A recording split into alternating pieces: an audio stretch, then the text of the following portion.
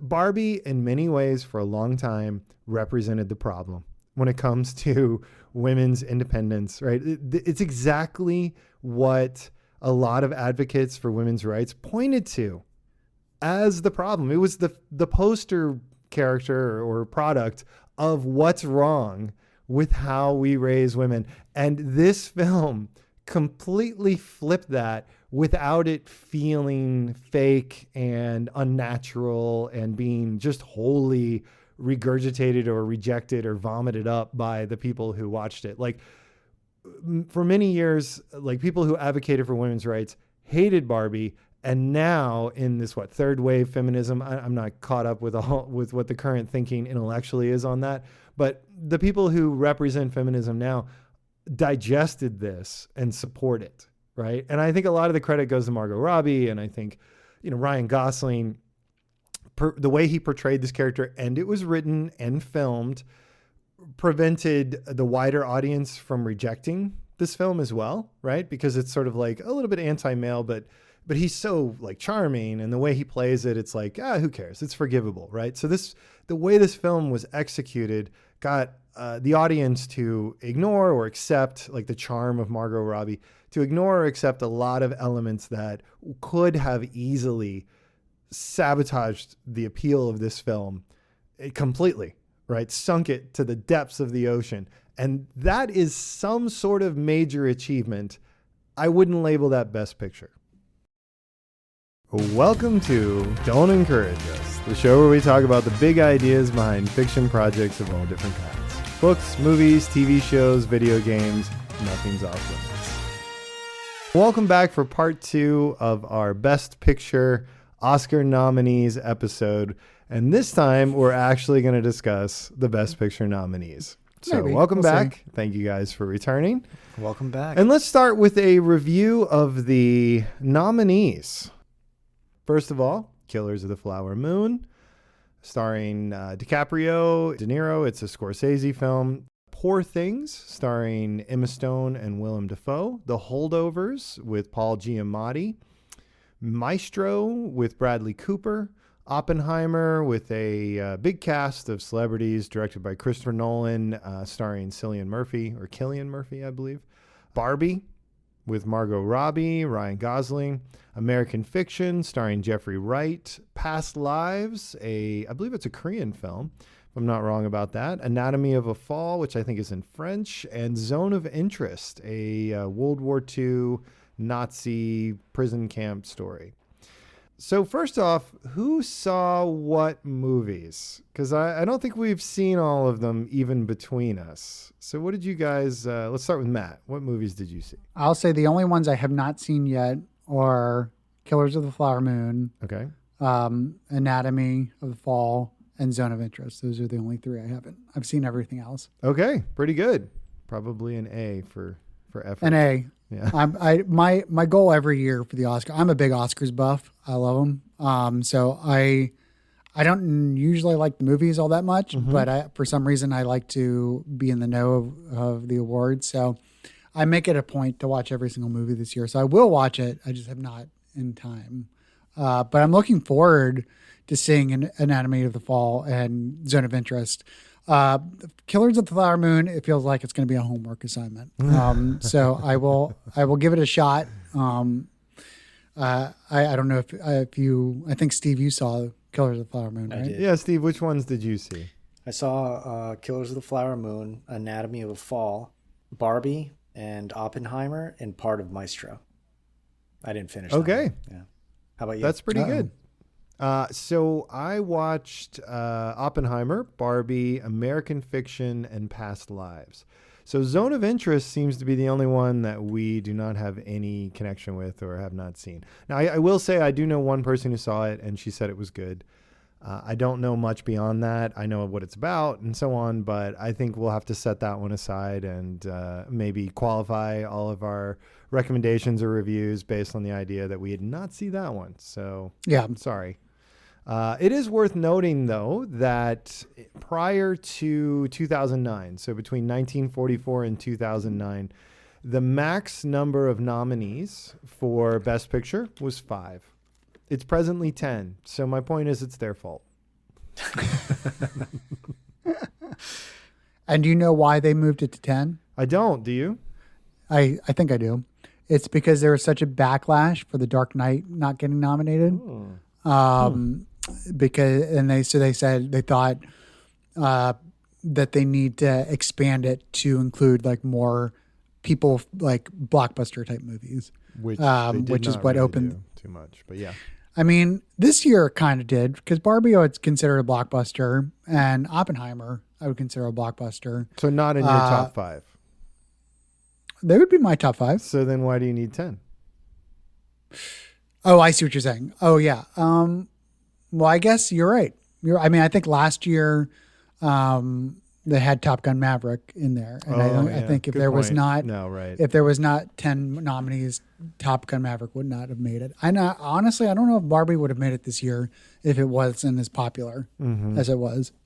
Yeah. Well, that suggests there's some filler, which I think is true. Yeah. And I think filler really helps Hollywood in general, because instead of 5 Oscar-nominated movies for you to see, now there's 10. So that makes things a little bit more interesting in terms of increasing the box office. Yeah. Or up to 10 in our case. No more than 10 and a half. Yeah. But I don't think the Oscars are like indicative to what the normal public watches. Yeah. Otherwise, I think there'd be like John Wick would be in here and those type of movies. I think those type of movies would be in the top 10. I think Oppenheimer was a surprise that it was such a big hit. I think that was always going to be kind of an Oscar contender, but I think it helped. It had that whole Barbenheimer, story connection, marketing connection. Yeah. So people went out and saw both of them, maybe even the same day. I think that helped. But if you look at the other ones like Anatomy of a Fall, Zone of Interest, Poor Things, they're all very highly acclaimed, but their box office receipts are really small. Isn't it relatively recently, too, that they allowed foreign films into the Best Picture category? Weren't they typically Best Foreign Film? They still have best. I think they call it Best International Feature now. They still have that, but I don't know if there was ever a rule against not having an international feature in a Best Picture. I just don't think it was. I think that also helped with the extension of the 10 to add more. I don't know. I don't think there was ever a rule. I know for international films, only one, an outside country can only submit one movie to be considered. Right. So if there's two popular movies that are from India, they can only choose one movie to submit. But that doesn't mean they could still be nominated for Best Picture. That's international. That's everywhere. But for the international film, only a country can submit one movie per country. Mm-hmm. Man, I'm on fire with my Oscar knowledge. Yeah, you're killing it. Yeah, actually, the film that won Cannes did not get submitted, and instead it was Anatomy of a Fall, right? That was a controversial choice. I think so, yeah. Yeah. So, yeah, it's not... Anatomy of a Fall is supposed to be a good film, and we can talk about that a little bit later, but it was interesting that they didn't choose the film that won Cannes Film Festival. So, yeah. There's some controversy, but it's a calculation in terms of marketing and getting attention to films out of the country. So I guess that was the bet that they thought made the most sense. It's a pretty secretive process as to how these films get nominated, right?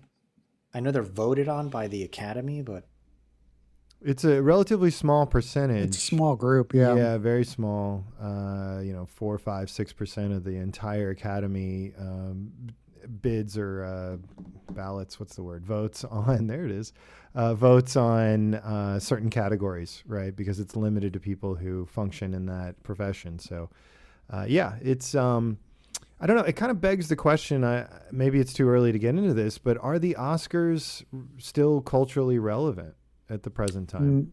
I don't think so, no. And I think that they're desperately trying to make, I think all award shows are not culturally relevant. I think people just don't really care. Especially, I would say since COVID, since I guess inflation, like the economy kind of helps it. They just don't go to movie theaters anymore. That doesn't drive the needle. Awards don't really drive the needle as much anymore as when I was growing up. I think they did kind of, where like Forrest Gump won Best Picture, and that was a very popular movie.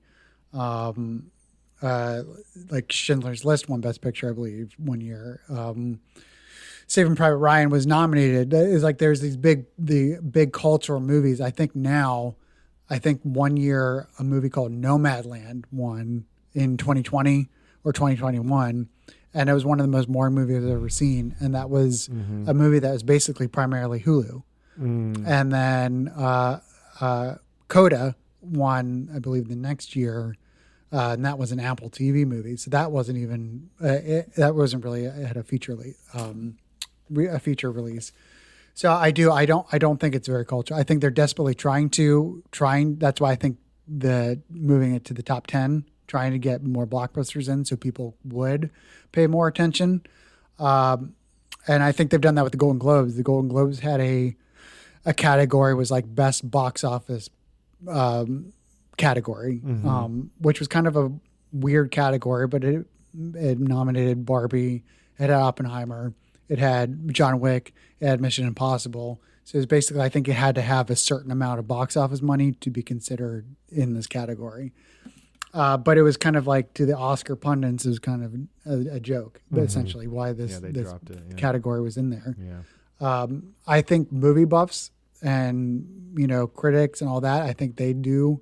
There's a small percentage out there that really do value the Oscars, but not as much as it used to be now. Yeah. I think they just have a different agenda or series of agendas, and it's out of sync with the general population or the prevailing culture. Steve, what do you think? Culturally relevant? No, but I would say maybe it's because of what we talked about during part one of the conversation, which is the entertainment, so many different options in terms of entertainment in general. And I think this predominance of short form content, YouTube content, social media content, that I think it's added too many layers in terms of what you can actually pay attention to. I think, a few years back when all this technology was really new, streaming services weren't as popular, really entertainment was focused around the movie star, around Hollywood, around television stars. And I think that's just changing year after year. Like they talk about there aren't any there are not really any movie stars that drive people to the theaters anymore. There's like, or at least new. I think the Tom Cruises, the Will Smiths, all the Will Smiths, all the Will Smiths, all the Tom Cruises. They still can drive a crowd, but Timothée Chalamet is not going to bring people in because he's in a movie. Yeah. Side note, he's hilarious as an action star in Dune. Like, I barely believe that he could handle Willy Wonka's cane without falling over. But the idea that he could get into like a fight and win it with really anyone is.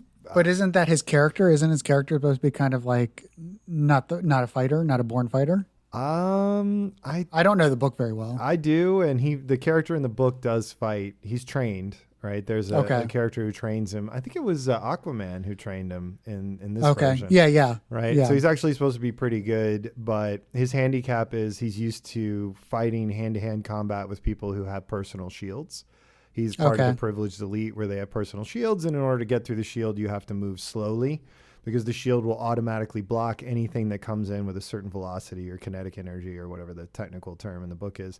So there's a point where he's fighting with the Fremen, I guess, the desert people, and they think that he's toying with his opponent because he intentionally moves in quick and then strikes slowly, but it's just muscle memory from his training with the shield. Anyway, sorry, you were saying I went on a rant about Dune and Timothée Chalamet. Hey, Chalamet was the bomb in Wonka. He was awesome. Well, it's more believable, Man, he handled the cane okay. I'll let you know that. Oh, he's magic powers. That's how he can wear the hat and not fall over, get trapped underneath it. Well, like I said, I just don't think the younger stars of today are going to drive people to the movie theaters. I think it's only properties that are going to drive them to the theater. But isn't that an argument in favor of the Oscars being relevant? Because I think you guys are sort of in combination, maybe unintentionally, suggesting that there's a lot of great stuff out there and we need award shows to draw attention to it. But the problem is the award shows are not nominating the movies that are relevant to the audience. You mean good. So, yeah. So that's kind of what the MTV awards try to do. Yeah. Yeah. That's that's true. That's what they do. That's what it is. Was it like Vin Diesel and like Paul Walker nominated for like Fast and the Furious? For that, wasn't that like Best Picture nominee or whatever? I don't know. That was also, I think, a nominee for a Golden Best Globe. Kiss. Was that a Best Kiss? I think so. Wasn't that all? I mean, seriously, wasn't that what MTV was trying to do with that? Like make it like an award show about the people and like what it's people. It's an award show for the people, exactly. Yeah, make it relevant again. Yeah, make it relevant. Yeah. I don't know how well that does. I don't think it does. It probably does the same as the Oscars. I don't know. I think, like I said, I think the Oscars, if they chose, I think this year would be an interesting telecast because Barbie and Oppenheimer have been nominated for so many things. They're pretty much represented in all the categories or the big categories. It'd be interesting to see if the ratings get any higher because of that. Yeah. Yeah, that would be interesting to see if it really gives it a boost.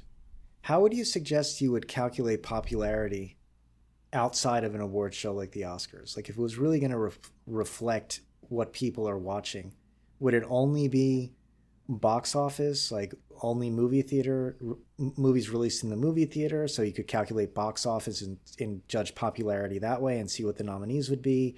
Or if you were going to include all these streaming services, how would you do it if they keep everything under lock and key in terms of what's popular and what isn't? Yeah, I think it's got to be data driven. Box office is the biggest, data source. If streaming services won't release their numbers, maybe you have to look at Rotten Reviews and see how many consumer reviews are there, how many of them positive. I think that's kind of like shows with Google metrics, anything like that. Maybe that's how you figure out the zeitgeist of what's popular. Because I think critical reviews doesn't show if a movie is popular or not. It could show if the critics think it's good, but it doesn't show what the general public think. That's why when I look at Rotten Tomatoes, I really do look at the audience score.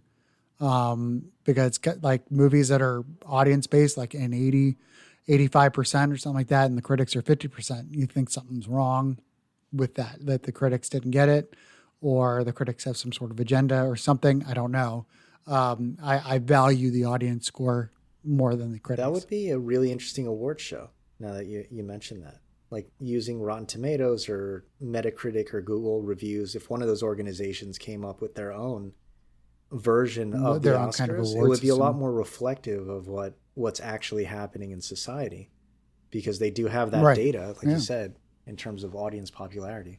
Right. I think you're suggesting that the nominees are chosen in part by the films that rated highly in Rotten Tomatoes, and maybe you're not or I should say the audience score for Rotten Tomatoes, and maybe you're not considering number of votes, which I think is an important component of cultural relevance, because a film can be, 100% audience score on Rotten Tomatoes, and it could be there were 3 people who voted. So yeah, I think what you're talking about is buzz, but but I think that's the wrong angle. I think the problem here is who votes on these films. I think those people, the members of the Academy who vote on nominees, I think they have their own agendas that are so disconnected from the general population or the culture. So I think the solution lies there. So I think you start with figuring out who's a better set of people to decide on nominees.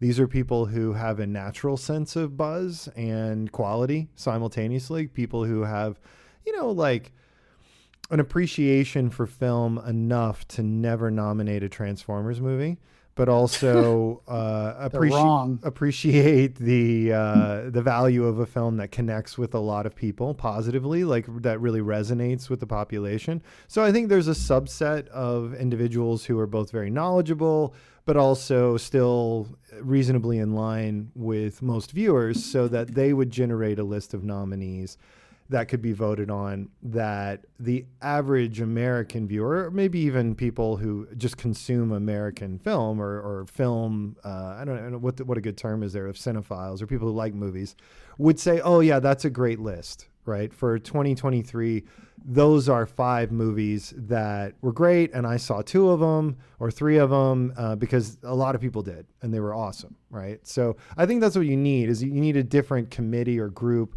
deciding on nominees, a group that has a different agenda, one that's more in line with current culture to be relevant. I agree.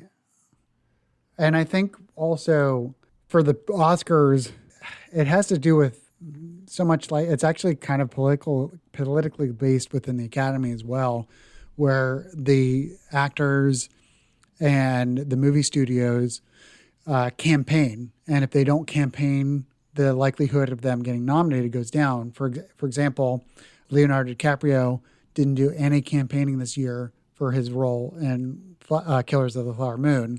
He took all his, his campaign energy and moved it to his co-star so she would get nominated. And he didn't get nominated this year. And in the flip side, there was an actress last year named, I might mispronounce her name, Andrea Riseborough, who is in an independent movie called Choose Leslie, which literally no one saw. I don't even think it made $100,000 in the box office. Uh-huh.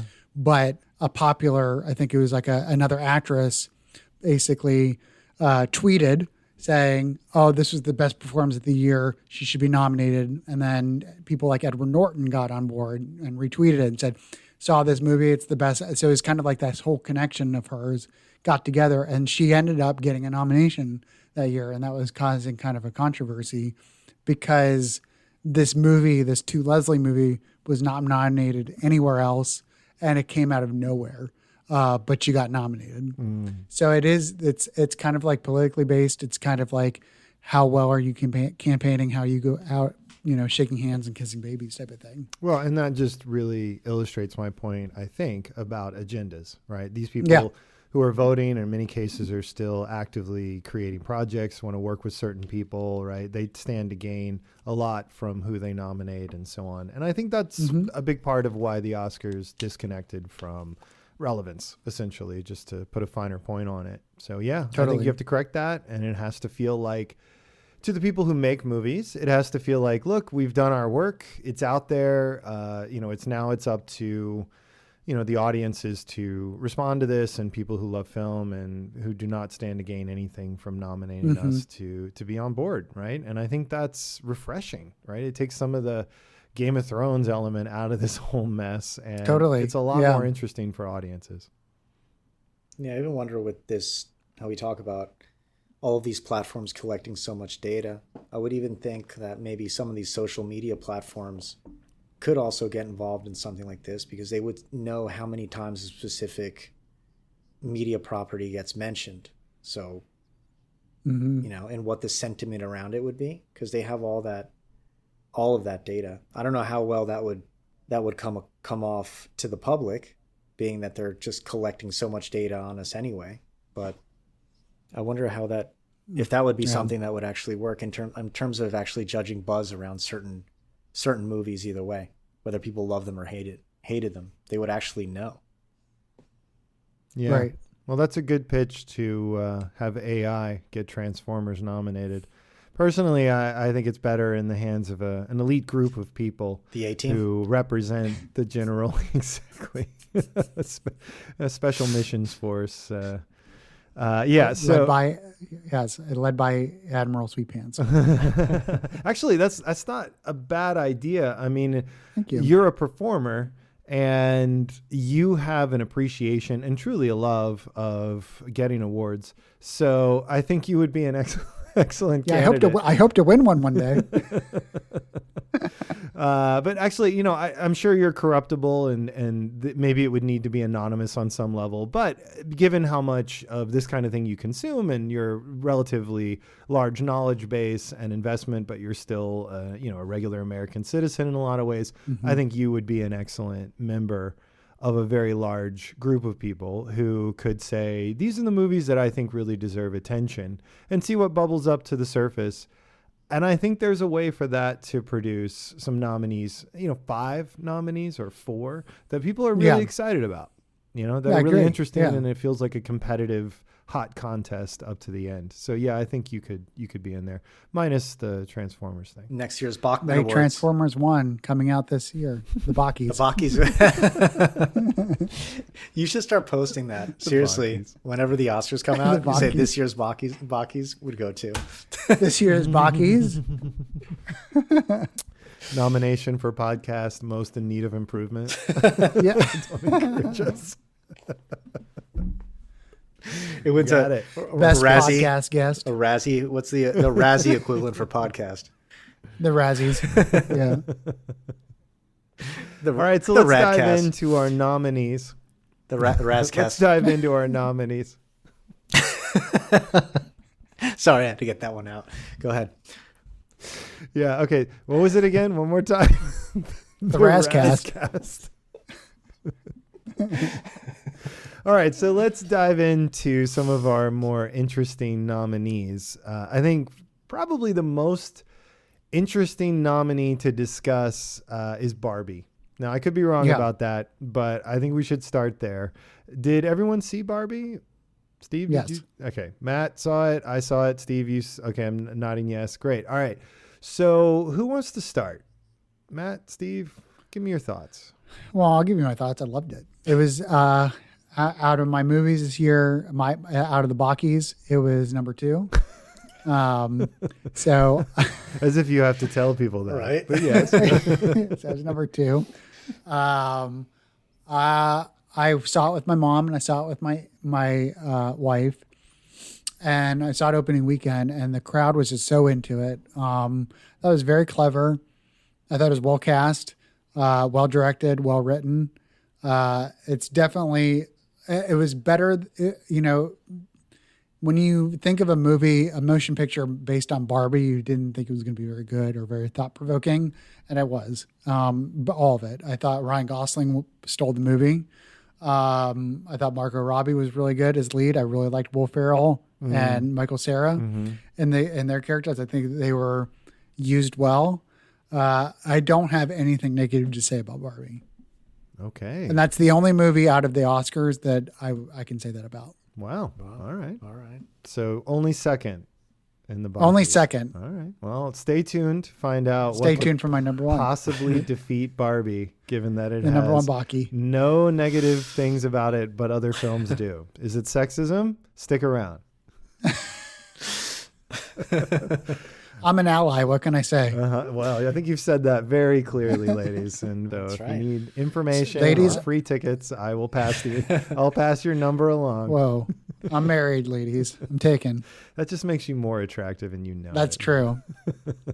That's why I'm saying it. All right, Steve, hit me with your Barbie thoughts. I thought it was well written. The concept was really good. I thought Ryan Gosling was great in it. I didn't have any problems with it in terms of the acting or really the writing.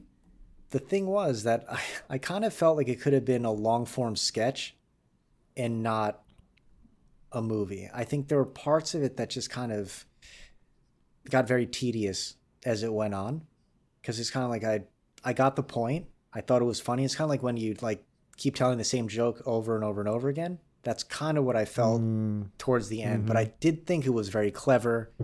And the set design, I mean, there's so many elements to it that were really unique. And I agree with you. I mean, you wouldn't think that a movie based on Barbie would take this shape, but I'm glad that it did in terms of the overall production. But I felt it was more of a sketch, a well done sketch that lasted a little bit too long as a movie. All right. Matt, you look like you want to scream at him a little bit. No, I'm just saying it's all about the patriarchy right now. Wow. There he goes. Accusations of sexism I know. already flying. It's so Controversial. controversial. Hey, he's married 2 ladies. Oh God, married 2 ladies. Who was the other one? Married 2 ladies. Married 2 ladies. There's room for a number 3. Oh, man. Go ahead. Hashtag You too. I'll get you a free ticket to it. All right. So I think I'm the dissenter here a bit. I saw this movie. I enjoyed it. I did also go with a woman, and she fell asleep briefly in it. There were several points in the film where there were jokes, and I thought it was very funny. I laughed out loud. I was the only one in the theater who laughed out loud. It was packed, right? And it was a mix of men and women. But I thought it was quite clever. Really, honestly, a brilliant film. Like, a little bit intimidating in the sense that I don't think I could write a film like this. I don't think I could specifically direct a film or even edit a film like this. Like, I just don't think I could oversee any aspect of that process. And of course, the acting is just not my area, so no. But I don't think I could ever reach that level, even if I really applied myself. But I don't know if this would go on my list of Best Picture nominees. Why? Yeah, so before I say why, I just want to ask you guys the same question. I'm going to ask this for every film. Matt, with this, I think you've already answered this, and it's number 2. But this would go on your nominee list for Best Picture if you were, running your own award show in charge of the Oscars, right? You've made that clear. Well, yes, if it was me, yes. Okay. And Steve, would this go on your list of nominees for Best Picture for 2023? Surprisingly, yes. I think it would. Simply because I thought it was so unique. The take was so unique. And like, I keep going back to it, but Matt, that whole idea that it was just so unexpected from what you would think a movie about a doll, a really famous doll would actually be. And right. What you were saying, Jason, like, you wouldn't be able to direct it. You wouldn't be able to, I wouldn't know. The nuance is insane. Yeah. I wouldn't know the first thing about directing, or even like directing the camera, or like the camera moves in this, or the set design, or directing the actors at all. I think I'd be just a terrible choice for it, but it's pretty spectacular what they were able to pull off. I will say 2 things have this going for it to being an Oscar nominee. One is the director, Greta Gerwig, and her husband, Noah Baumbach, who wrote it, co-wrote it. They're like Oscar darlings. Like they get nominated a lot. The Academy likes them. 2, the box office. I think the box office really helped. I feel like if this movie kind of bombed in the box office, it would not be even if it was really good and it was critically praised. But it was not as big in the box office. It was more of a dud. It would not be nominated. Right. I think with the lower budget, this would have been a great sort of classic camp film. Like Rocky Horror. I could see that. Right. I think the budget helped this film a lot, but totally only to elevate it to the level it's at. And I think it would still be strong and interesting in a lot of ways, even at a lower price point for delivery there. So the reason why this would not go on my list of nominees for Best Picture, aside from the fact that I'm horribly sexist, is that I consider this a real triumph of flipping the narrative on a product, right? That to me is where I'm blown away. So if British Petroleum came to me and said, we'd like you to write and direct a film where BP is the main character and saves the environment, right? And we want a mass audience to accept this. And we want members of Greenpeace buying BP t-shirts afterward. I don't know where I would even begin.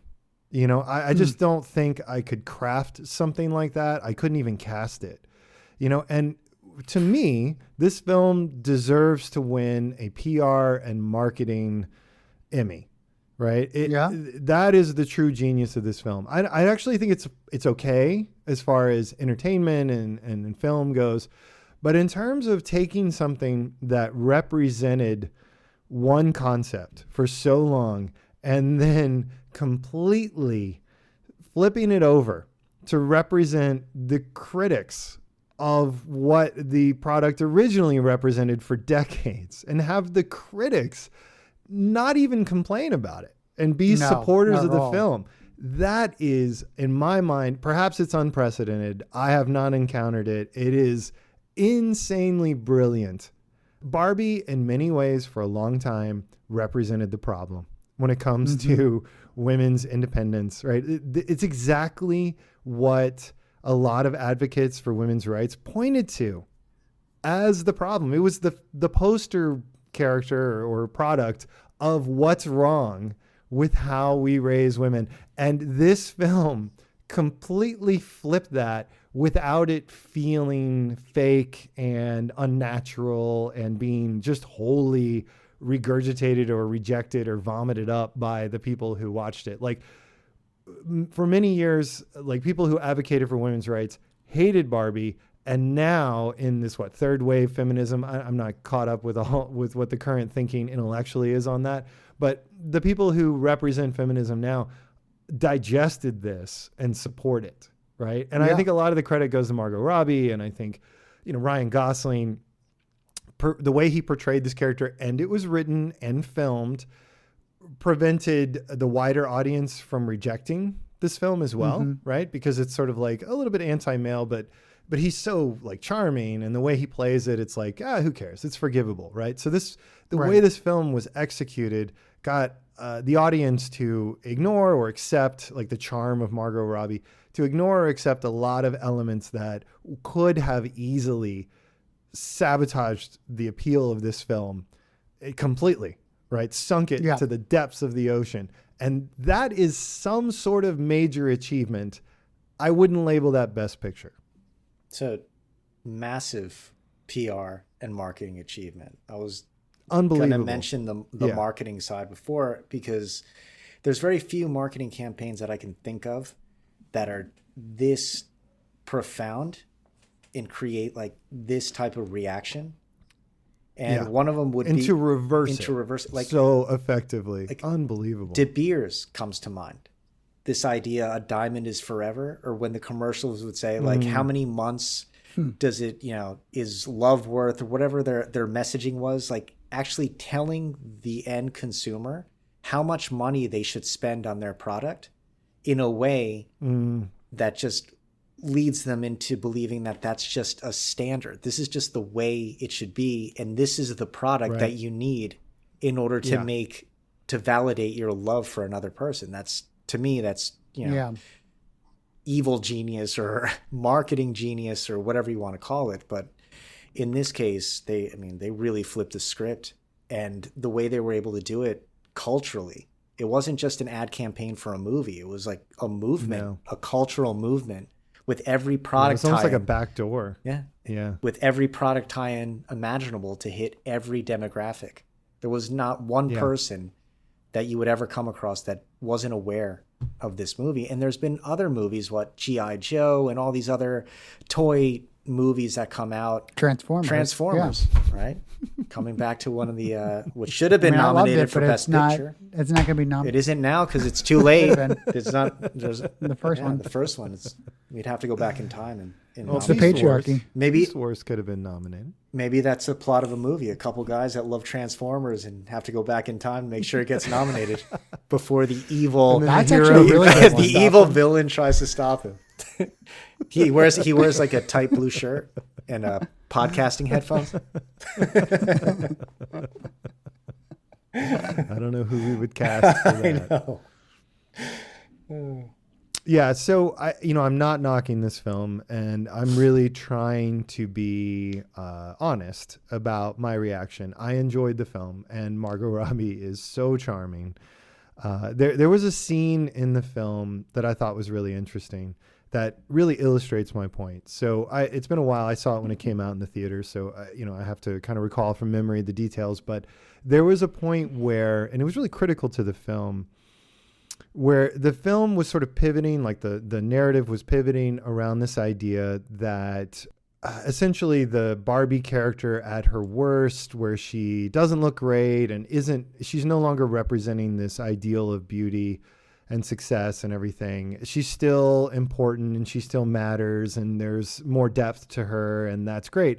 And the film actually stopped the scene to tag it with the line, maybe if you're trying to make a point about beauty not being right, don't cast Margot Robbie. Don't call us. Yeah. Yeah. And I was like, man, that is such a great illustration of the degree to which they were aware and plugged in to every angle, every line, every expression, every beat, every millisecond of this movie, so that they knew when they went a little too far that they were going to lose a little bit of the audience, and they were able to do something that wouldn't alienate the bulk, but would keep those people who'd be like, are you serious? Like, Margot Robbie's gorgeous, right? And then they'd be like, oh, that's funny.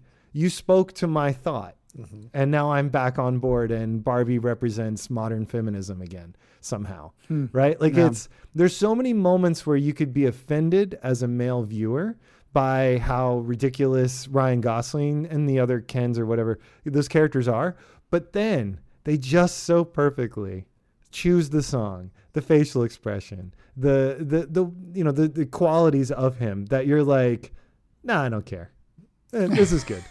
Right? Yeah. It's genius. Absolute genius. Yeah, totally. Is it best labeled a genius of cinema, or is it more like something broader? Again, if I was giving out awards for public relations and marketing, I would absolutely, this, hands down, this is a decade, lifetime achievement, whatever. Film, I don't know. There's so much more that's happening here. I don't know if I would give it that. So anyway, any other thoughts about Barbie?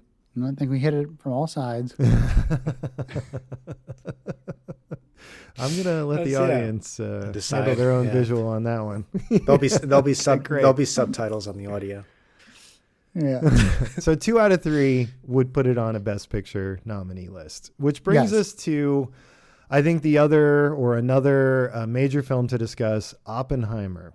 So everybody saw that one, correct? Yes. Mm-hmm. Okay, of course. And I think that's relevant that we all 3 saw those 2 movies. So we should talk about that later. So reactions, I'm going to start with Steve this time. What were your reactions to Oppenheimer? I thought it was extremely well done. The acting, especially, I think Cillian Murphy and the supporting cast were brilliant. I thought it did an incredible job of getting into the mind of a genius who's a flawed genius at that, while also having this backdrop of something that's like so horrifying and how he would have to deal with the ramifications of that. So I'd heard of Oppenheimer before. I understood that he was, he ran the Manhattan Project, but I didn't really know too much about him except for the scientific piece and what it entailed to create the bomb in a very broad way. But I think in the case of this movie, I think it just did such a phenomenal job of just showing that conflict within him about what he was going to do, or what he was working on, like this technology which could really destroy the planet and just kill so many people, but at the same time feeling as if he had to do it. He had to move forward with it. He was on basically what seemed like a suicide mission. And I guess in a lot of ways it was for him in terms of his career. And also I think the guilt he felt over what he ultimately did. Matt, thoughts? Yeah, I really enjoyed it. This one, it was actually kind of laid out like a play, like a 3-act play. Like the first act was the theory of the bomb. The second act was the actual execution of the bomb. And the third act was the ramifications of the bomb. I really enjoyed that. Again, like what Steve said, the acting really made it. I thought everyone was perfectly cast. It was nice to see Cillian Murphy in this kind of role in a Christopher Nolan movie. He's usually kind of like a supporting character. So it was really cool to see him taking the helm and carry the movie. As I said in part 1 of this podcast, I am lazy and dumb. So I didn't get the whole black and white and color while I was watching it. Okay. And then I had to look it up why it was that, because it seemed random. And after finding that out, figuring out, it kind of like gave me an extra notch. I thought that was really clever. Christopher Nolan kind of does that in his movies, where I have to go back and like do some research after a movie to figure things out, which I think it challenges me, so I'm okay with that. My only complaint, which is what I complain about a lot of Oscar movies, is it was too long. I felt like it could have been cut down 20 to 30 minutes. I feel like after the bomb went off, after the test happened, I kind of felt like that third act was a little bit slow. It kind of felt like had like a Lord of the Rings type of deal where, it was, I almost had like 3 or 4 different type of end where it could have ended, and I kept it going. But other than that, I did like it, and I'm going to watch it again. My wife didn't see it yet, and she does. She's like me; she likes to watch all the Oscar movies too. And this is a movie that I would actually watch again. But yeah, I would give it. I think it deserves its nomination, and I think it gets in the Bockies, and I think it's going to win. Yeah, I think there's a high likelihood of that. So you said it was a bit long. You would cut maybe 20, 30 minutes. You would cut that from the third act, or where would you? I think I would cut it from the third act. When it really went into like the Robert Downey Jr. Section, where it was really focusing on him and the court trial, I would have probably cut a little bit of that out. Did you feel that was really tacked on? I didn't think it was tacked on. I think it was important. I feel like I just feel like scenes and time could be cut. Yeah. Okay, so I had a lot of reactions to this film. I had more notes on this movie than any of the other films that I saw. So I'll try to be brief. This is a film that idealizes and exaggerates genius. I'm not a big fan of that idea. I think it's difficult to visualize intelligence, and I have had the opportunity to interact with some people who are known for being intelligent, and fictionalizing that is, I imagine, very challenging because they are often the kind of people who wouldn't necessarily be entertaining to watch with that close of a study, or, with the sort of tight focus that these films have. So I don't, off the bat, really enjoy a fictionalization that idealizes genius. That's just a personal thing.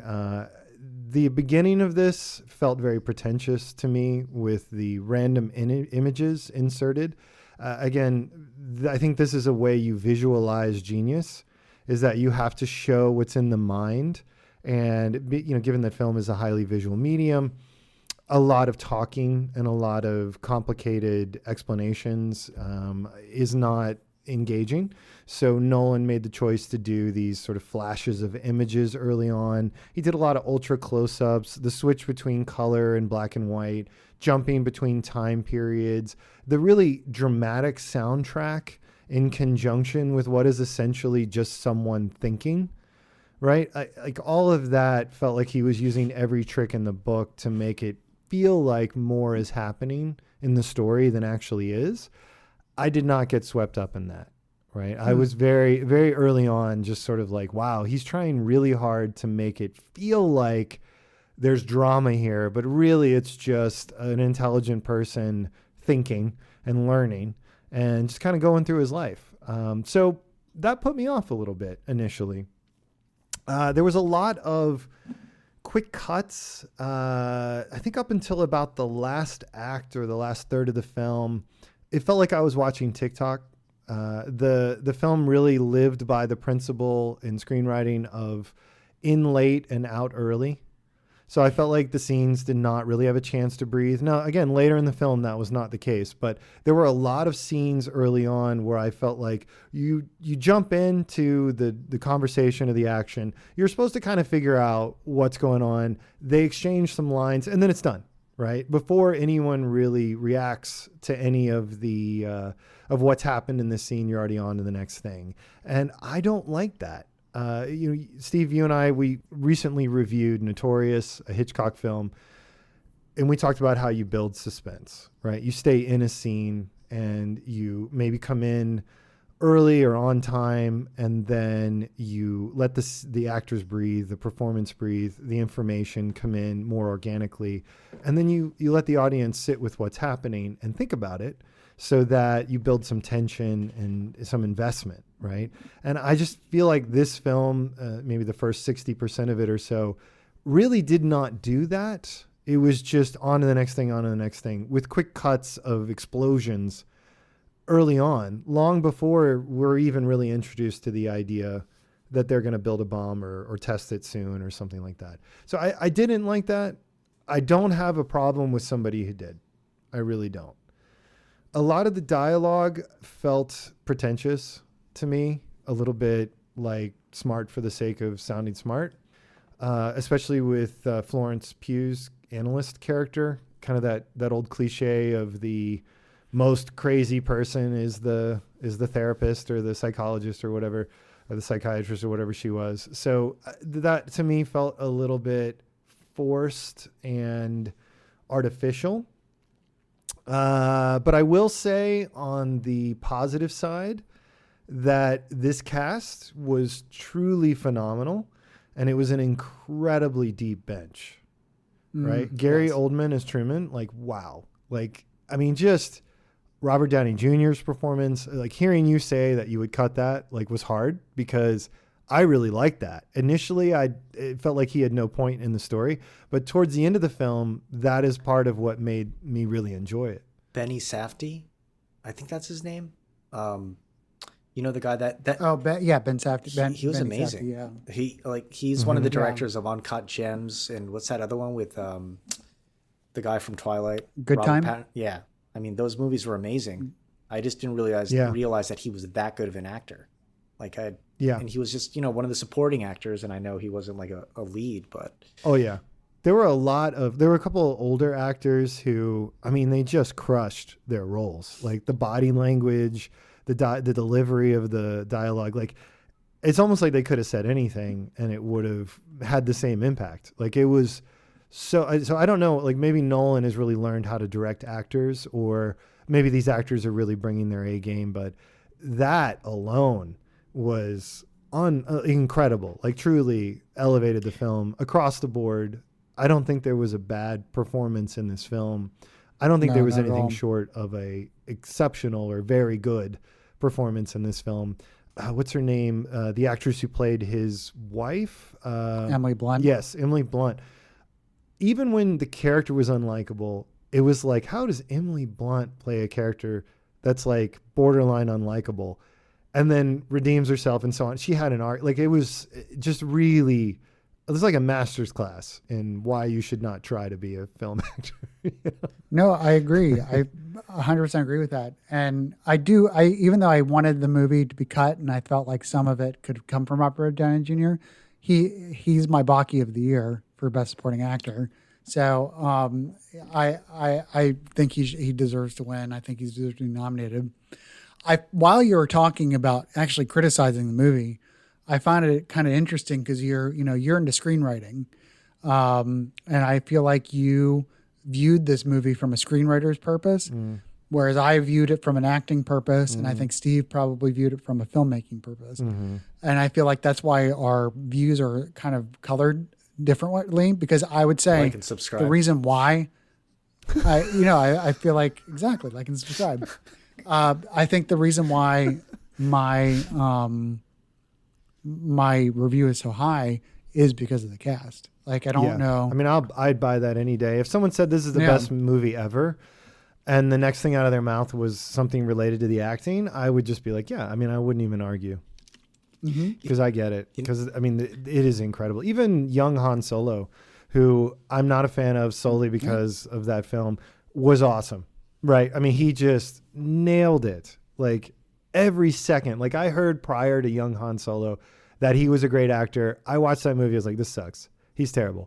But in this film, I'm like, no, he's really good. Like, he is like extremely good at what he does for a living. So I don't know how much of that is Nolan coaching them, or I just, maybe none. I don't know. Maybe he just gets out of their way, but the performances were truly inspiring. Almost like emotionally evocative just because of how that's not that person. Like many of them are playing famous geniuses and famous people and so on, but they own that role.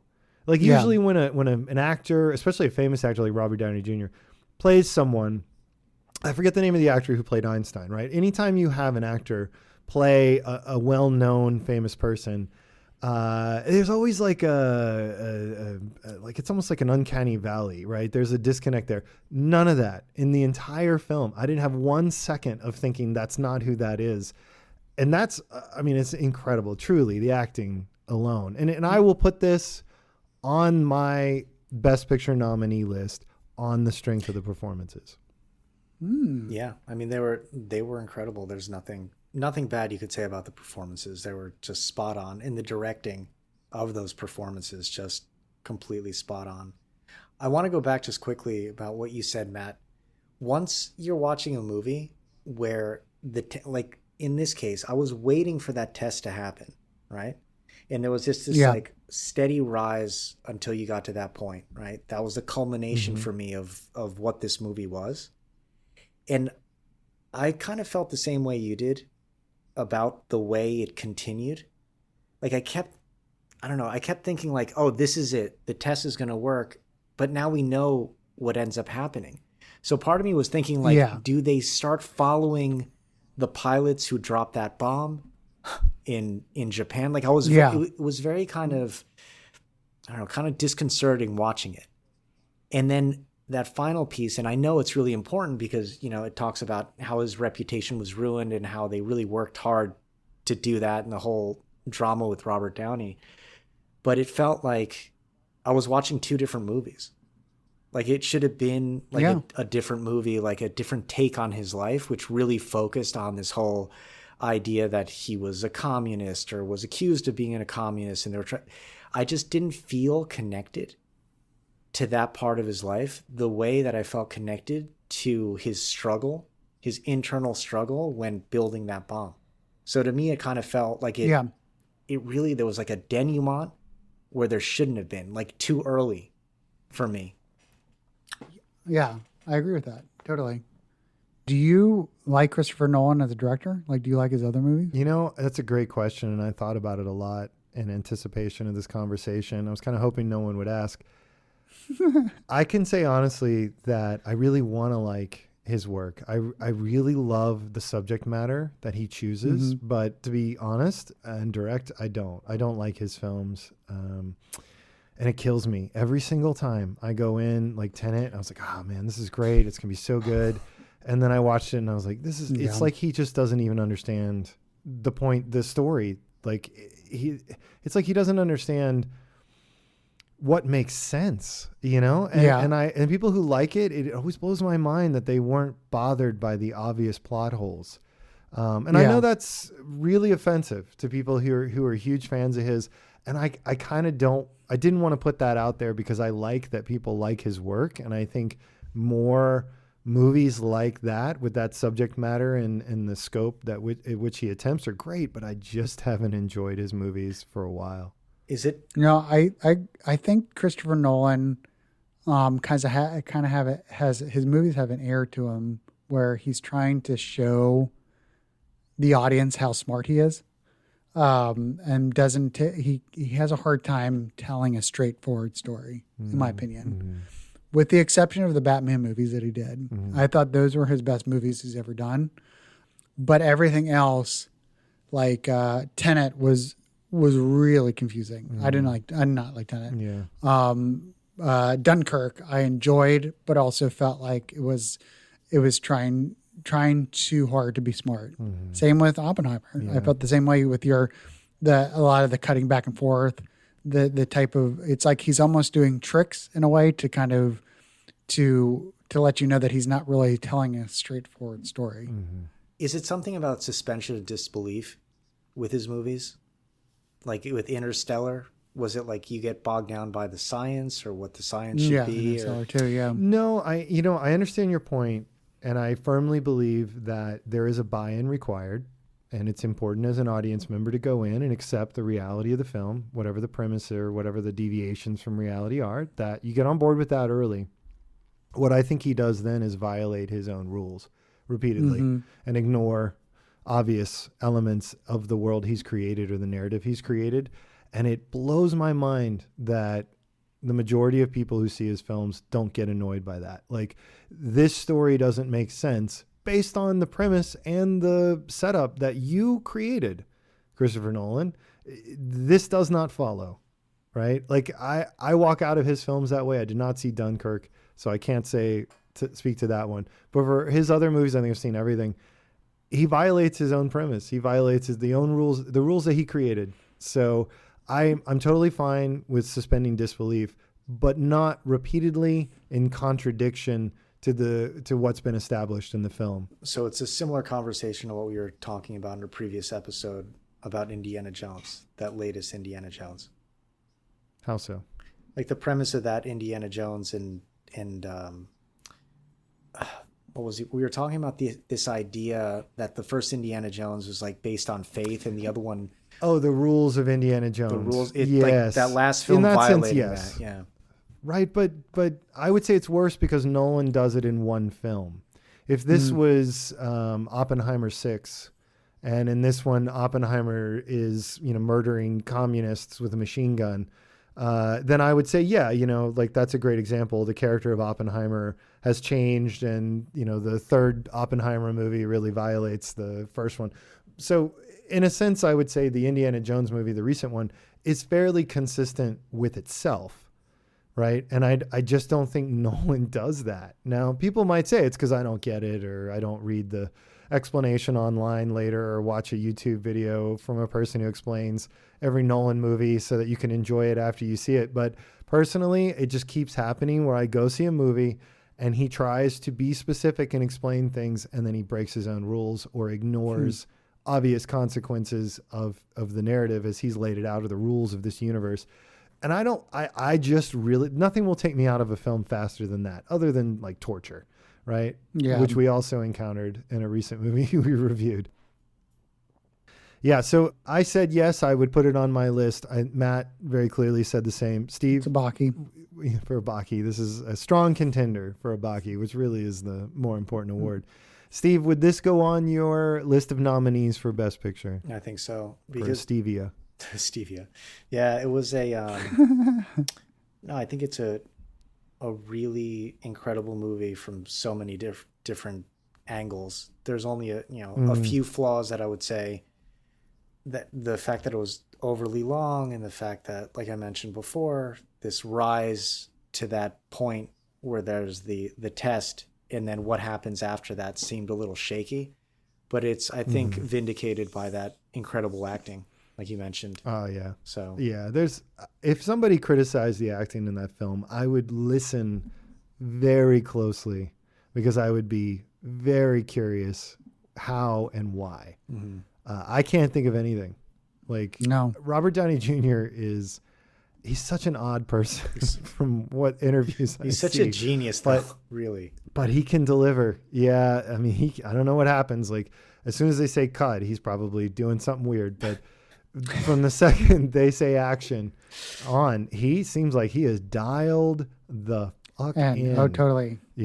Like, he is that. Like, he is doing what he intends. Anyway, I don't mean to like single him out, because so many of the performances are truly that good. So yeah, all right. So for the remainders, maybe we do it in brief. Killers of the Flower Moon. I think, Steve, you're the only one who saw this. Thoughts? Would this go on your list? What do you want to say about that film? I'm a little bit conflicted with that film. I think the acting is really great. I think the script is really strong, but really the length just, it's so overly long that a film like that, they could have literally cut an hour out of it and you wouldn't have missed anything. I think it would have just improved it so much more. Right. I can see why it's nominated to get an Oscar, but why is that? Well, because the directing is brilliant. It's one of those movies where you really can't find a real flaw except the length. So I think that it's well written, it's well acted. The cinematography is really great. I think the sound design worked really well in that movie, but when you take all those elements and you just expand it out over such a long period of time, it's really difficult to sit through. It starts losing its appeal. Your mind starts wandering, even though you don't want it to wander. You don't want to have that happen in a movie where it's really a pretty compelling story overall. Mm-hmm. Okay, so does this belong on your list, Best Picture nominees? I'd say yes, but if we were going to have a list from 1 to 10, I'd put it more toward the bottom. I think that's a great distinction, and I was going to ask, would it make a top 5? And it sounds like no. I don't know that you necessarily could identify 4 others or 5 others that would be, but just in sentiment alone, that it isn't a top 5. So it sounds like this is not a strong contender to win, at least by our podcast estimates. Yeah, I don't think so. I think there are other movies that are much stronger. Yeah. Okay, so moving on, The Holdovers. I know, Matt, you saw that, I believe, right? Yeah. I did. And Steve, did you see that one? No. Okay, so Matt, why don't you take the reins? What are your thoughts? Yeah, so that is an Alexander Payne movie, which I like his movies. He did Sideways. It's actually a really good Christmas movie. So it's based around Christmas, about these group of kids who are held over at a private school because they don't either have family to go home to, or their family's on vacation or something and they can't take the kids. And then all the kids get to go except this one kid who's kind of like an outcast. So it's kind of like a buddy movie between Paul Giamatti and this one. His name's Dominic Sessa, who I'm extremely jealous because this is his first movie. He was awesome in it. He was discovered by doing a high school play. Wow. So he didn't have to struggle to get a lead part in a movie. So extremely jealous, but that doesn't take the fact that he wasn't good. He was really good. I'm going to make sure I don't botch her name. She's also nominated for Best Supporting Actress. Divine Joy Randolph. She plays kind of like the lunch lady who's also held over. I saw her in the trailer. Doesn't have any. Her son was killed in Vietnam, so she doesn't have anything, and she kind of cover anything to go back home to, so she stays there too. And she carries a lot of the emotional weight of this movie, and she's amazing. And I think she's going to win the Best Supporting Actress, and she deserves it. I highly recommend you watching it. It is a Christmas movie, but I think you can watch it any time of year. Okay. I was going to say acting and writing. I think that's the 2 keys for this movie. Okay, so this film definitely belongs on your list, right? Yes. Okay. Definitely in the top. It would be in my top 5 too. Okay, great. So moving on, let's go to Maestro. And I believe, Matt, you saw that one. Steve, you saw part of it? Part of it, like half of it. And then I turned it off. Okay, so guys, you want to double team this one? Thoughts? Yeah, I go since I sat through the whole thing. Sorry. It was a snoozer. It was there. I'll start with the positives. Bradley Cooper was good. I thought his makeup did a lot of the work for him. He kind of had a strange voice that he did. I don't really know Leonard Bernstein all that well, so I don't know if it was accurate to his voice. It kind of, there was kind of a cool, how they kind of like, it's basically a biopic, pretty standard biopic, where they kind of went with the shooting styles of the period that they were in. So when he was starting out, when he was really young, it was all black and white. And then in the 70s, it kind of had that grainy type of feel to it. And then towards the end, when he was an older guy and it was in the 90s, it had more modern feel to the camera work. I thought that was kind of cool. But honestly, yeah, I could see why it was, nominated. I also thought it was overly long. The acting was fine. It wasn't anything to really write home about. I also think they focused a lot on his personal life, which is not a bad thing. I wish they focused a little bit more on his professional life because that was more of what I was interested in. Because he's famous for writing West Side Story, and they barely touched on that. So I was kind of hoping they would do a little bit more of, how his career trajectory, but it was mostly more the relationship between him and his wife and the other partners that he had within their marriage. So I would probably pass on it in my opinion. And I'm guessing Steve kind of had a similar because he didn't make it all the way through. I just felt it was very disjointed as a biopic. I agree with Matt that they should have delved into his professional life, because that's what he's known as a public, to the public because of his professional endeavors. I mean, obviously, a biopic is going to delve into the personal life, but it delved into his personal life in a very, I don't know what do they call it? Like a third-party observer sort of way. I felt very disconnected from the action that was happening on film. And things happened where he would take on a lover, and then all of a sudden he was just part of his life, but you didn't know anything about him. Yeah. He was just... He didn't really explain it. It didn't really kind of you didn't know if his wife was really okay with it. It was just really bizarre. It was kind of it wasn't fleshed out. It would jump around a lot. So there were scenes where you thought it was going somewhere, but it was just like a little snapshot, almost as if you saw someone walking by in the hallway and then you saw them downstairs in the lobby, but there was nothing joining them together. You don't really understand why they were in either of those two places to begin with. That's what it felt like to me. And there was so much of that going on. And there was one particular scene that I thought was just so odd, where the camera was in his backyard, and I believe it was black and white, and it was really, really far away. And you couldn't see him talk. He was doing an interview or something, and you couldn't see them talking to each other. Yeah. And it stayed like that for, I'd say, 5-10 minutes? A really, really long time. So you're just watching some bushes with a static shot that whole time, which totally took me out of the movie even more. So the next time I saw him, I was like, what was that all about? And I couldn't stop thinking about it.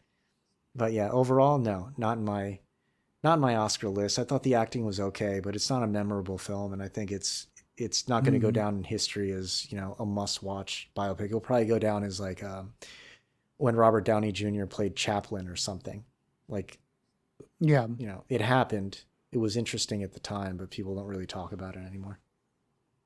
Right. Okay, so on to American Fiction. This is the Jeffrey Wright dramedy, mostly a drama, but oddly, I thought of this movie as 3 movies that only kind of worked when combined. Matt, I think you saw American Fiction as well. Is that correct? I did, but I'm looking forward to your review right now. Well, okay. Well, I mean, I'm happy to go first this time, but Yes, go first. Okay. Because I'm curious. Because my review is probably not going to be as in-depth. I'd like to see if we're kind of on the same page. Right. Okay. Well, be brave and jump in when you completely disagree. So the 3 types of movie that I think are woven together in this film are a drama, a pretty heavy drama, a slapstick comedy, and a social commentary film, right? So I don't think that as a whole, this movie did any one of those movies well enough to belong on my list. So just jumping to the end. The slapstick comedy, and Steve, I don't know how much you know about this movie, but it's basically about a Black author who is having trouble getting published, and he has a ton of, so the heavy drama part I'll get to in a second, but the slapstick comedy part is he decides to sort of half jokingly and half out of bitterness and frustration write what he thinks is a terrible, stereotypical Black perspective, a novel about how hard it is to grow up Black and be in and out of the prison system. And he poses as an author who is actually on the run from the law. So he has to pretend to be very street and tough-edged and stuff in his interviews, which he does voice only and things like that. So it's a quite privileged or upper class person trying to pretend to be a con and street and all that to sort of sell this idea that their novel that they made up as fiction is at least partially based on how tough their life is and so on. And that's kind of the slapstick part. And then the heavy drama, it revolves a lot around his personal problems and more specifically his very challenging, often damaged, unhealthy relationship with family members, the sudden loss of his sister, which occurs during the film early, and his difficulty with forming connections and meaningful connections or bonds with others. So that's kind of the heavy drama part. And then the social commentary film is really about the experience of being Black in America, white guilt, how you can sort of get pigeonholed into a certain role. Like if you're not feeding the white guilt machine, then your version of being a Black American doesn't matter. And there's a counterpoint for that and so on. So I think there were some great scenes and there were some good moments, but I didn't find this film to be adequately funny often enough to be successful as a comedy. I felt like the drama between the characters was only partially developed. It was a bit incomplete. There wasn't a clear arc for their relationships or the main character's development as a person. And the social commentary had several moments where it got started and got very interesting. I think the most important scene in the whole film is in a break room between two Black authors, and I feel like that scene was cut too short before it really gets to a meaningful point. So again, I wouldn't put it on my nominees for a Best Picture list in the top 5. It's definitely a great movie in a lot of ways. It can be a little bit boring at times, but it's good. I don't know that Jeffrey Wright was the right choice because... Oh, interesting. Yeah, I love him as an actor and I think he's amazing, but the slapstick stuff where he's trying to be all ghetto and whatever, it's just... He has too much class, and I don't want to say it's beneath him, but I just don't know. He's a little stiff to play that, right? It was almost like a Jim Carrey role, or like a Martin Lawrence or something like that, to play like a relatively well-off, well-educated person playing, ghetto and street, right? Like that's it. Just I don't think he played that in as amusing a way as it could have been played. So. That's, there's more I could say, but I think that pretty much sums up the main thrust of my perspective. So Matt, you completely agree with all of that? I don't disagree with all that. I'll put it that way. I feel like you're right. I think they did have 3 different types, 3 different tones in the movie. I think they melded them. I think they welded them together better than you thought they did. I kind of enjoyed. I also saw it in a packed theater and people were laughing hysterically throughout the whole thing. So that could, cloud my judgment a little bit on how funny I thought the movie was. It was marketed in a way.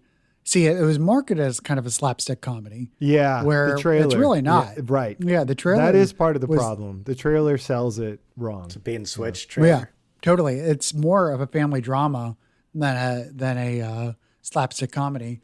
I like Jeffrey Wright in it, but I could see your point. I think someone like Eddie Murphy would have really excelled in this part. Oh yeah, interesting. So I kind of agree with that. I think, but I think it was good to see Jeffrey Wright stretch himself a little bit, and at least try the comedy. Right. Wow. I thought it was. Sorry, hold on. No, go ahead. Could this have been like the comeback or? For Eddie Murphy? Yeah, or someone similar. Totally. Yeah. It could have been his Oscar movie. Yeah, totally. Sure. Sorry, go ahead. Yeah. No, I agree with you. I think it could have been. I agree with you that one scene between him and the other author, played by Issa Rae, that was really, that scene could have meant a lot more. Yeah, could have gone and on. Had a lot more meaning. Yeah. But they really, I felt like that was, if they botched any scene in that movie, it was that scene. It was such a great scene, and it was so interesting, and it was almost like the film chickened out. Exactly. Yeah, I totally agree with that. I think that really hurt my view of this opinion of this film. Yeah, I totally agree with that. But I would give it. I would still put it in my top 10. I would not put it in my top 5. Okay. Yeah. Fair enough. Yeah. Yeah. Okay. So that brings us to the last film on our list, and I don't think the least. Oh, sorry. There's one more. Steve, you have a comment? Anatomy of Fall. Oh yeah, actually I forgot Anatomy of a Fall and also Zone of Interest and Poor Things. So has anyone seen Poor Things? I have. Yes. Okay, so hit me with Poor Things. My best positive critique of it is better than I thought it was going to be. Mm-hmm. It's very weird. I can't remember the director, Yorgos. Steve, do you know the director? Yorgos Largulus or something. He's also did The Lobster. He's done like The Lobster. He did music videos? The Favorite. Is that right? No. I'm not sure if he came from videos, but he's very famous. He's been around. He does really bizarre movies. I'm really not a fan of his movies. I thought Emma Stone was really good. So it's essentially it's kind of like a Frankenstein movie, like a feminist version of a Frankenstein movie, where this crazy scientist played by Willem Dafoe brings a woman back to life with a baby's brain. So Emma Stone's character, this all happens at the beginning, so it's not a spoiler. She tries to commit suicide, and she becomes brain dead. So she's pregnant at the time. So Willem Dafoe takes the baby's brain she was pregnant with and implants it in Emma Stone and tries to do a science experiment about how fast she will learn. And it's highly sexualized. If you want to see Emma Stone nude for 50% of the movie, that's the movie to go to. Wow. Right. I'm not a prude, obviously, but I thought it was too much. I really did think there was way too much sex and nudity in it.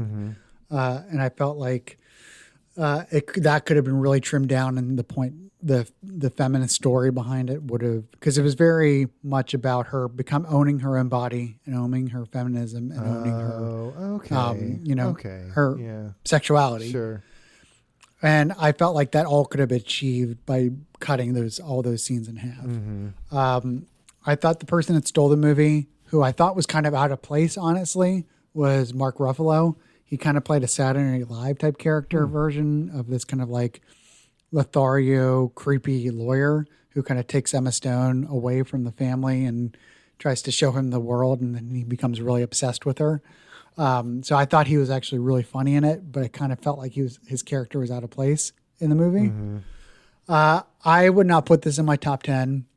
I probably wouldn't really recommend it to people because it's actually kind of gross in some ways. Like there's a lot of like open brain surgery, scientist experiments that's kind of looks very realistic. And I think you would have to go in very cautiously to this movie. All right. Interesting. Yeah. It sounds like the nudity was at least in line with the theme of the film. And totally. Oh yeah. Yeah. So that's something, but it doesn't mean that you enjoy it. So yeah, interesting. All right. So that brings us then to Zone of Interest, which that is the director I was thinking of, Jonathan Glazer, who does come from music videos, Jamiroquai and a few other famous music videos. No one saw that, right? I think we covered this earlier. No one saw Zone of Interest. Okay. No. So maybe that's the best movie. Maybe it's not. Who knows? I would doubt it just based on the buzz that I've heard, but maybe it does belong in a top 5 nomination list. All right. So I think that then takes us to Anatomy of a Fall, and we'll finish up with Past Lives. So anyone see Anatomy of a Fall? Where was that? I saw Anatomy of a Fall. Okay. It was thoughts? I thought it was a really, really well acted movie overall. I think the way it delves into basically Anatomy of a Fall is really anatomy of how someone dies. Was it an accidental death or was he killed? Basically the plot is a woman and her husband and son live in kind of like a remote area, and the husband falls from like a second story, kind of like where he had his little, like a studio, like a workshop, and the son's blind, and he goes for a walk, and when he comes back, he finds the father dead. So the whole movie is about the trial that ensues. The woman's put on trial for his murder, and it's really brilliant the way it takes the viewer from like, oh, she's definitely innocent, to like, I think she killed him, to I think she's innocent. It goes back and forth, back and forth. The kid's a big part of that. because at first you hear his story about like where he was when he found the body and what he had heard before the body was found. Like he heard some fighting between the parents.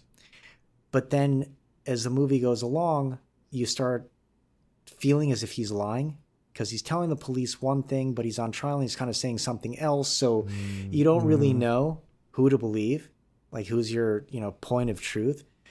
But the thing where it kind of fails is that you really don't know whether she actually did it or not. And it's typical for a lot of foreign films or a lot of French films to do that, kind of leave it open-ended in terms of her guilt. Like I thought up until the very end, I thought there was going to be a twist, like in Basic Instinct, where the ice pick is under the bed, so she's I thought something like that was going to happen, but it just does that typical thing where it fades to black, where it kind of leaves you feeling like the whole point was that things are a lot more complicated than they seem. They had a very tumultuous relationship, but you didn't really know that at first. You kind of felt like, oh, this guy was kind of a jerk to him, but it was about how they were really keeping each other down. And that was just driving a wedge between them. So you'd never really know, because the evidence was kind of being argued from both sides. Like he fell in this particular way, so that means he must have been pushed or a struggle must have ensued. But then the other side is saying, no, he could have fallen and this would have happened. Like he would have hit this shed in this particular way and he would have landed here. So it was very open-ended, but it was, really well acted and really well written. But I don't know. I like movies that have more of a solid ending where you can definitely point to a killer. I think it's just a much more satisfying way to end a movie. But I think a lot of people would agree with that. That can be frustrating, especially when you present a question, you don't answer it. Mm-hmm. And I figured that was going to happen because it's a French film, and that typically happens in French films. Was it was it subtitled? Yeah. Okay. The whole thing was? Because the previews I saw were in English. It was subtitled. Yeah. Oh, okay. Must have been dubbed. I'm sure there's a dubbed version. Yeah. So anything else about that one before we move on to our final nominee? Nope. No, great. All right. So Past Lives, I watched that. I'm interested in this conversation. I want to hear. I think Matt, you said you saw this one, right? Mm-hmm. Yeah, I'm really curious what your reaction was, because I think I could understand a pretty broad range of reactions to this film. So, what are your thoughts on this movie and its place in this nominee list? I liked it. I think it was a fine movie, I could say. I think it was good. Damned with faint praise. Yeah. I thought the two leads were really good. Uh-huh. I really like Greta Lee, who is the lead actress. I've liked her in other things. I thought this was a really good role for her. I thought the concept was good about, the long last love or potential love, and coming back into their lives, and she's already married and moved on. And I kind of went in a different way than I thought it was going to. It really isn't really a romance story. It's more of like a friendship story, I felt like. I thought it was a sweet movie in a sense. I don't know if I would put it in my top 10. That's kind of like the one that's kind of like on a borderline. Like I could give or take it. Mm-hmm. My wife really liked it. I thought she liked it a little bit more than I did. It's not long. It's less than 2 hours, so that's a positive for me too. Mm-hmm. Mm-hmm. What did you think? I thought it was quite boring. That doesn't mean it's a bad movie. I think it's a fine, small film. I don't understand why it got this much attention. The only theory I could come up with is that the particular relationship dynamics that are played out in this film are really interesting and really resonate with actors and creative types. Like this is the kind of thing that sort of catches their fancy.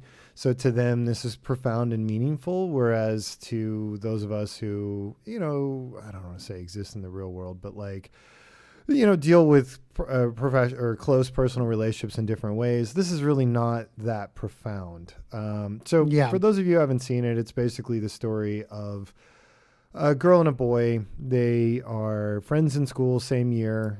What are they? Elementary school or middle school or something like that. And they a little bit of crush on each other. I don't understand why, but before the family moves to America, the girl's family, the mother decides to encourage a romance between her daughter and this boy in her class. So she specifically says to the girl, "Who do you like? Oh, you like this boy? Great. I'll arrange a date." And then while they're on the date, she tells the other mom, "Yeah, we're moving to America." And so the two kids kind of bond in this moment. It's like their sort of coming of age romantic moment. And then the family of the girl moved to America, which to me was beyond bizarre. Why would you do that? So then we fast forward, and the girl, now a woman, is in college. She's pursuing her big ambitions to be, I guess, a playwright or a writer. The boy is still in Korea, now a man. He was in the military. He still has feelings for her. He finds her on Facebook or something. Then they rekindle a relationship now, I guess, in their early 20s or something like that. But second thing that was very confusing to me, she refuses to go visit him in Korea for some reason.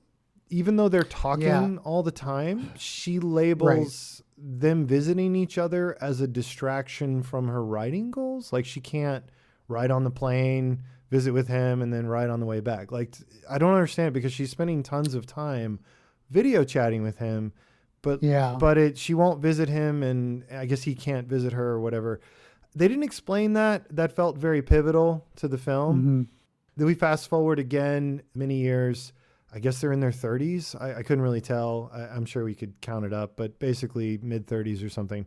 She's now married to an American, a white guy, Caucasian, and I think he's Caucasian. They didn't really get into that too much. And he is a successful writer. He's written a book called Boner, was the title of it. Yeah, they didn't address that, which I thought was weird. And she's still sort of working her way up and figuring out her dream. And again, this Korean guy seeks her out, decides to take time off from work and uses vacation to come try to reconnect with her, even though I don't know what he knows about her current status and so on. And so really the meaningful aspect of the film, or the part they were trying to put forward, is how do you handle that, right? If you're the husband, what's a good way to react? If you're the woman who is married and the object of affection from a very handsome, compatible match, how do you handle that? And if you're the sort of jilted, borderline, not healthy, but not creepily obsessed, handsome guy, how should you react to her reaction? I would think that would really be interesting to me. It was kind of boring. It was quite boring, actually. I'm going to stand by my original statement. So it's fine. And as a small film that did not have a lot of publicity, it's a little bit of a gem that you might stumble upon. I agree. As an Oscar nominee, it's confusing. Agreed. Yeah. Yeah. So I don't know. Any other thoughts about that one? I mean, I would say it's worth watching if it interests you. I don't think you're necessarily going to walk away with something really useful or something you're going to chew on mentally for a while. No, it's free on Paramount Plus right now on Showtime. Okay. So it's worth a watch if you have a free evening. Yeah. Okay, good. So I have a couple more questions just to wrap things up a bit. First of all, a little controversy around this. Do you think Margot Robbie, is it Robbie? How are we doing that? Robbie, thank you. I think. Deserved a Best Actress nomination for Barbie? That's a good question. I'm going to be very definitive and say yes and no. You heard it here first, folks. I think her performance was great. She grounded a movie that was really could have went off the rails. Oh my God. And she was the grounding force of it. Yeah, this could have backfired hardcore. Yes. She had that emotional core that the movie needed, and it wouldn't have been successful without her. Looking at the nominees that there are, I would put her above Annette Bening, Mm. who was in Naiad, which she was fine in. The movie was fine. But she didn't have to carry the movie, and like Margot Robbie had to. Right. So I would replace her for that. Is there someone besides Margot Robbie who should have been nominated? Like, let's say Natalie Portman for May December, who I thought did really well in the job. Yeah. Really well in her role. I don't know. Like, that's kind of a toss up. But out of the existing nominees, yes, Margot Robbie should be in place of Annette Bening. Okay, Steve, counterpoint.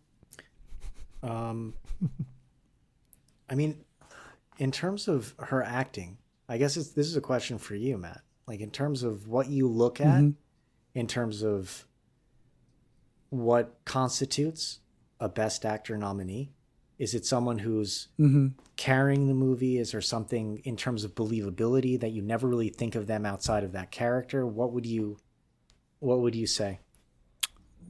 It's a mixture. It's got to be a mixture of all of that. You have to make it, my personal opinion is you have to be true and realistic to the material. That I think that, and the part has to be written well, obviously, but I think carrying the movie is part of it. I think for Margot Robbie, that is, it's not so much an individual performance. Her performance is the base of the movie. I'm trying to think of the other. I'm gonna look up the best actresses nominees. I just tend to think of it more as like, is this role a really difficult stretch for the actor in terms of like getting to a point where I feel as if they're completely immersed in that character? In this particular case, I didn't feel that. But no, I think there's two different ways to look at it. This is my opinion. There is someone who can play a character who is not technically realistic. For example, Emma Stone in Poor Things. She has to play basically a woman with a baby's brain. So that's obviously not something that's realistic. But that's the part she has to play. For Margot Robbie, what I was impressed with her is that she was so grounded and realistic. It might not have been a big stretch for her as a character, as a part, but that doesn't mean she didn't perform it well. I think if you look at Carey Mulligan from Maestro, she was nominated. She also had a part where she had to play different ranges of ages, and that's impressive on its own, definitely. But again, I think it's also challenging. Like sometimes actors, for me, the hardest thing to do is to look natural by walking into a room and opening the fridge and getting a soda out. That's hard to do, knowing that there's a camera pointing at you. To do a whole movie, to be realistic, to play real emotions, and on top of that, represent a very famous doll, I feel like that was incredibly difficult, and I think she excelled at it. That's a good point. So you think she deserves a nomination?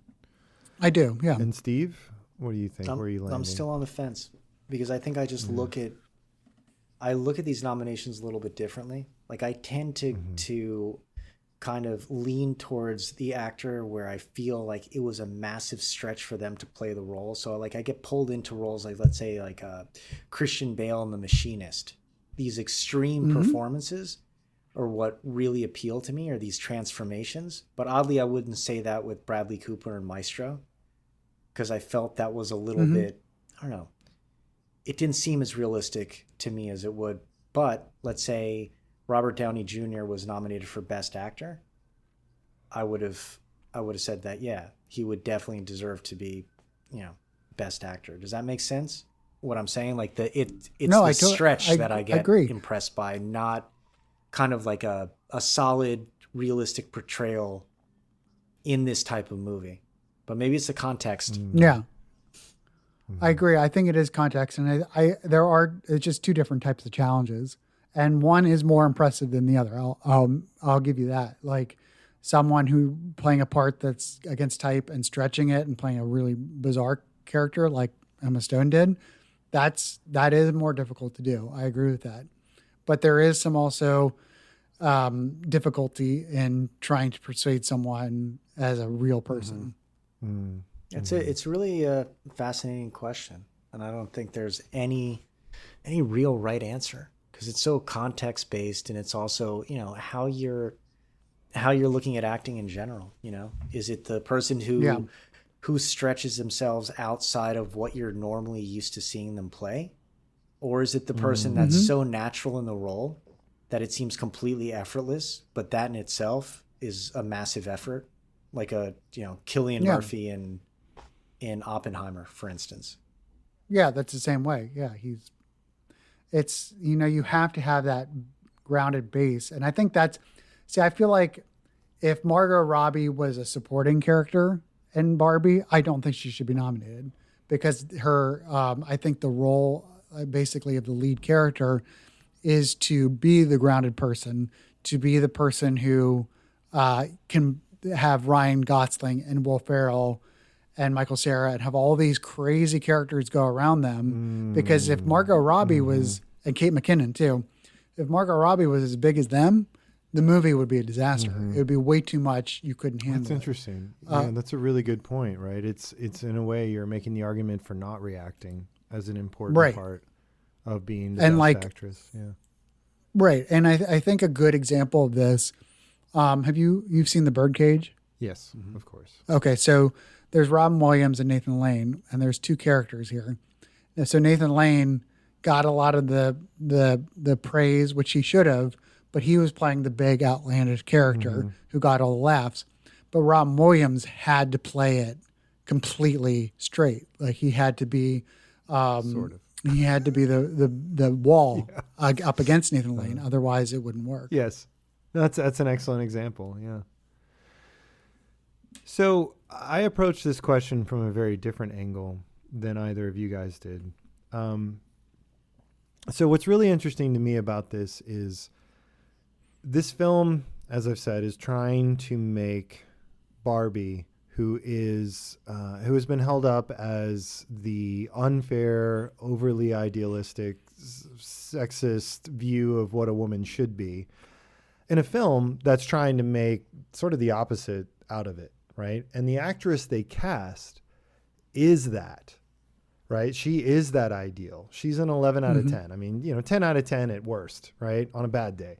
Like she is that blonde, almost unnaturally proportioned, gorgeous woman who is simultaneously strong and vulnerable and cute and beautiful and glamorous and, relatable and non-threatening at the same time. So you put an actress who fits that image, that ideal, so perfectly in a role like this, where the point is the opposite. It would have been so easy to ruin it.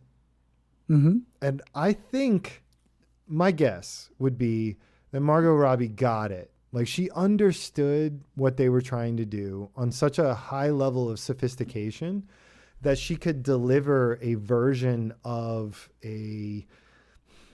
what's a word? Sort of the opposite of a feminist icon, right? Like the problem. She could deliver a version of the problem that seems like the solution, right? And so I don't know if I could, I think from a certain set of standards, you could say maybe there are better actors or better performances or things like that.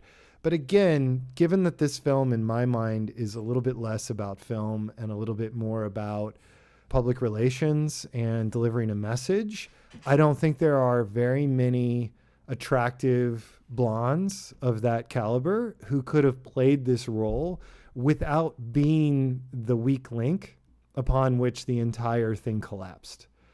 So I would say on that alone, she belongs there and belongs on the nominee list strongly,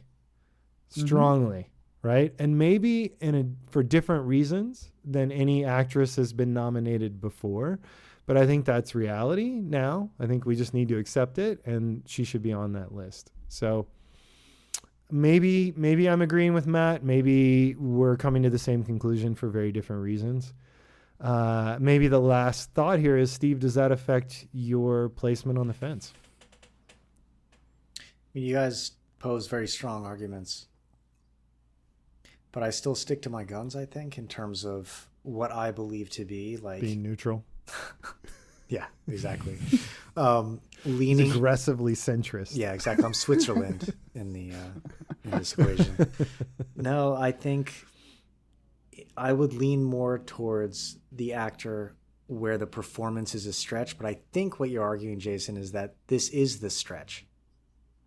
Right? Like in terms I just think it takes a certain type of brilliance not to ruin this film. Right. I understand. Yeah. So that in that sense, yes, a stretch. Yeah.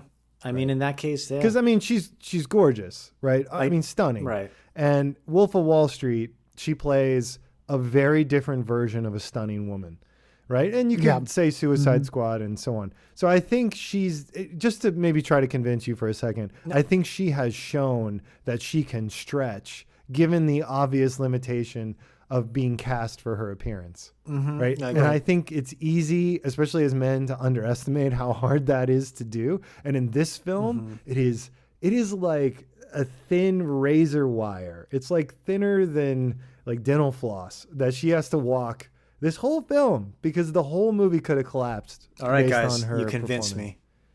Putting my vote in. She's in for a Baki. You brought up some really, really compelling points. And yeah, now that I put some more thought into it, like my, I guess my check boxes, they're all checked in terms of a stretch. And you guys were right. Like if it would have been played any other way, it would have been a camp type cult movie. It would have been so cheesy that you wouldn't have been able to handle it. It would have missed the whole point altogether. In any scene almost, there were so many moments where just if her facial expression wasn't just right, if her timing wasn't exactly perfect, and I know that's not all the performance, I just know I couldn't do it, and I can't even conceive of doing it, you know? Yeah. I mean, to be in a situation where I've played a lead character before, where I'm playing off, or people are playing off me, I guess. It's very tempting to want to go big and want to be the one, because you're seeing everyone else having so much fun and getting all the laughs and getting the praise and stuff like that. And it's very difficult to not like succumb to that, to like just jump in and and I think, part of it actually kind of comes with the director, and probably the director had something to do with it. I think so, yeah. Kind of helped her stay grounded. So for you, has it been the director that's helped you not succumb to that, or has it been some kind of internal meter that you pull back? It's both. The director will like say, Matt, you need to tone it down, or squirt bottle, like we do here on the podcast. Especially when I was I'm like a cat. Stop down. Lay off the catnip. I've come to appreciate I've come to appreciate being the guy who assists the joke as opposed to the guy landing the joke. So I've come to appreciate that. Yeah. But when I was younger, no, I wanted, I really wanted to get the yucks. Right. It'd be the star, exactly. I want to be the standout. But the person, the lead character, that's their job. Kind of have to look at it that way. That's interesting. That's a great insight, and it definitely impacts the way I interpret and judge these performances. Yeah, and I don't know. I mean, now I wish I was there during filming to get a better sense of where the correct choices were coming from in editing as well. But true, editing too. I don't think it can definitely change your performance. Nobody dropped the ball, right? That's the amazing thing. I wonder that a lot when I'm watching some of these performances in movies. Like how much of it was the director's hand steering the ship either into port or out to sea, like I think there's probably a lot more cases than we realize where it could have been a great movie that the actor wanted to play a certain way and the director just steered them away from that angle and just ruined the film altogether. It's got to be pretty frustrating, I bet. I think it's definitely as an actor, right? Truly. Well, they say that, film is really a medium for directors. TV is a medium for writers, and theater is a medium for actors. because in those way you're like that's the more, I guess, focused aspect of each part, each genre of entertainment.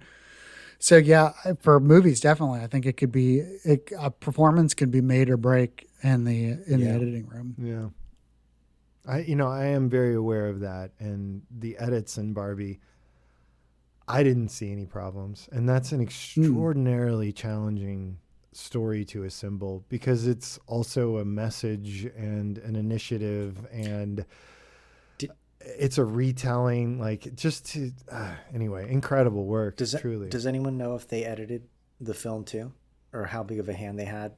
Noah Baumbach and Greta Gerwig. I mean, I think the director always has a pretty big hand. Typically, but I'm saying like were they physically like editing the film, like like Robert Rodriguez edits the film, you know what I mean? Oh, I see.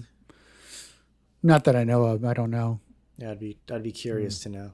Because it's such like a visionary type of thing to do beyond a lot of other films. You would think you'd want to have such a meticulous, attention to detail when it came to the editing piece. Almost like not letting the editors just like go off and do their own cuts, but really just be there like over their shoulder, like piecing it together. Right. So the film editing nominees for the Oscars this year come from Anatomy of a Fall, The Holdovers, Killers of the Flower Moon, Oppenheimer, and Poor Things. Which I think is crazy that Barbie wasn't nominated. I mean, honestly, that had to be such a challenging. Maybe it just clicked and it just kind of flowed, but yeah, I don't know. I can't imagine that there wasn't agonizing over the smallest of quarter beats. Sure. And I mean, I would have thought the reshoots would have been crazy as well, but plus the effects, maybe not. Right, of course, right. I mean, just the set design for that, like trying to nail that alone, it's intimidating, right? There aren't a lot of films that come along where you're just sort of intimidated out of pursuing doing that yourself, but this is one. And maybe the appreciation will grow over time, or maybe there's something I'm really missing, but anyway. Looks like there were 3 editors, just on that note, for Barbie. Okay. Yeah, like a team. I'm sure. Yeah. Sure, they're all exhausted. I'm sure. Still recovering. Yeah. Good. All right. I have one more question, but I know there was some controversy, some other things going on. Anything else you guys wanted to discuss regarding the Oscars this year before I ask my final question? No, I'm ready for your final question. Okay. So am I. The edge of my seat. It better be a good one.